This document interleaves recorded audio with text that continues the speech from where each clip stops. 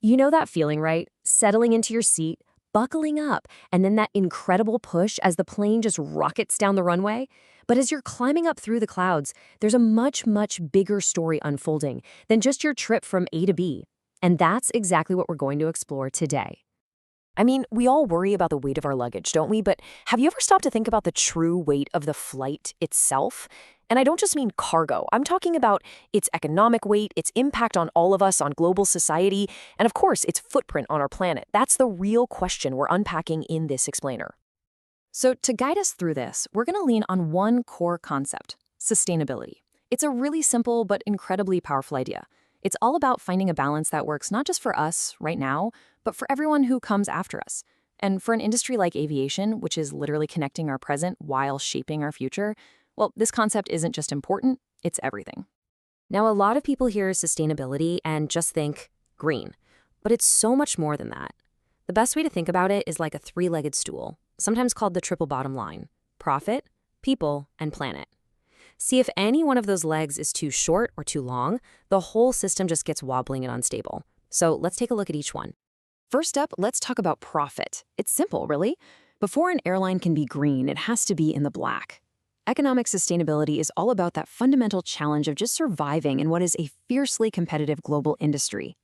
The industry is in this constant push and pull. On one side, you've got airlines doing everything they can to optimize routes and pour money into new tech to save fuel and cut costs. But on the other side, they're facing these huge external pressures, things like green taxes driving up costs, geopolitical chaos, and even just how we, the passengers, feel about flying. It's a really high-stakes economic tightrope walk. Okay, so let's move on to our second pillar and see how this all connects: people. Because aviation's impact goes way beyond the balance sheet. It fundamentally shapes our global society. You don't have to take my word for it. The International Air Transport Association, IATA, they put it perfectly. Flying isn't just a service. It's a catalyst. It's the engine that helps plug entire countries into the global marketplace, driving growth and productivity on a scale that's hard to even imagine. And when I say the scale is massive, I mean it. To give you a little snapshot, back in 2015, the industry supported almost 57 million jobs around the world. That is an absolutely incredible number of livelihoods, families, and communities, all tied to our ability to fly. And the economic footprint? A staggering $2 trillion. And look, this isn't just ticket sales we're talking about. This is the entire ecosystem of tourism, trade, and business that just wouldn't exist on this scale without a strong aviation network. So you see, its social value is totally tied to its economic power. But you know, beyond the trillions of dollars, the impact is also deeply personal, isn't it? Aviation is what connects families across continents. For some remote communities, it's literally a lifeline to the outside world. And by making global tourism possible, it can be a really powerful tool for pulling people out of poverty in developing nations. And this is where we hit a really crucial point of tension. The boom in low-cost airlines has been amazing, right? It's made air travel accessible to more people than ever before, and that's a huge social positive. But the great irony is that this very success story is what's directly fueling the industry's growing environmental challenges. And we absolutely cannot forget aviation's role when a crisis hits. It is the backbone of humanitarian aid. It's how we get doctors, supplies, and relief teams into places that are otherwise completely cut off from the world. When disaster strikes, air transport saves lives. Period. Which brings us inevitably to our third and final pillar: the planet. Because for all of its incredible benefits, aviation leaves a pretty significant footprint, and figuring out how to manage it is the challenge that's going to define its future.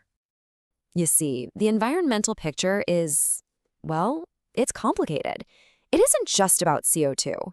The industry has to juggle a whole range of issues, from the noise we hear on the ground, to the quality of the air around airports, to the much broader climate impact, and even the waste it produces.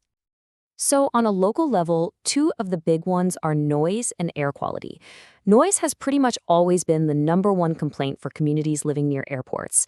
And on the air quality side, you've got engine emissions, like oxides of nitrogen or NOx, which is a major pollutant affecting the immediate area.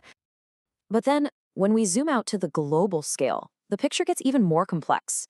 Of course, you've got greenhouse gases like CO2, but planes also release tiny particles like soot. And maybe most visibly, they create contrails, those long white trails in the sky, which can also trap heat and contribute to warming. And it's not just about what's coming out of the engines either. Managing waste is a whole other piece of the puzzle.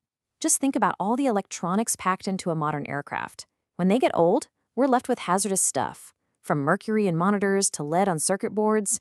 It's a kind of hidden but really important part of the whole environmental story.